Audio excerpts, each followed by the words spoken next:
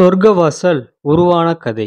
விஷ்ணு பகவான் ஆழ்ந்த உறக்கத்தில் இருந்தபோது அவருடைய இரு காதில் இருந்து மது, கைடபர் என்ற இரு அசுரர்கள் தோன்றினார்கள். அந்த இருவரும் தேவர்களை மிகவும் கொடுமைப்படுத்தினார்கள். இந்த அசுர சகோதரர்களை அடக்க முடியாமல் திணறினார்கள் தேவர்கள். அதனால் விஷ்ணுவின் சக்தியால் உருவான இந்த அசுரர்களை விஷ்ணு பகவான் ஒருவரே அடக்க முடியும் என்ற முடிவில் பகவானிடம் தேவர்கள் முறையிட பெருமாள் மது, கைடபருடன் போர் செய்தார்.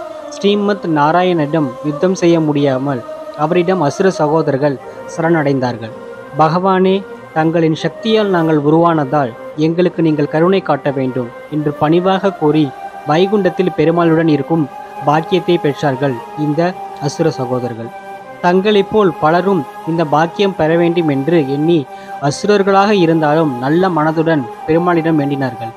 எம்பெருமானே, நாங்கள் வைகுண்ட ஏகாதசி நாளில் திருவரங்கு வடக்கு வாசல் வழியாக அர்ச்சவாதாரத்தில், அதாவது மனித வடிவம், தாங்கள் வெளிவரும்போது தங்களை தரிசிப்பவர்களுக்கும் தங்களை பின்தொடர்ந்து வருபவர்களுக்கும் அவர்களுக்கு தெரிந்தும் தெரியாமல் செய்த பாவங்கள், அறியாமல் செய்த பாவங்கள் யாவும் நீக்கி அவர்களுக்கு முக்தி அளிக்க வேண்டும் என்று கேட்டுக்கொண்டனர் இந்த அசுர சகோதரர்கள்.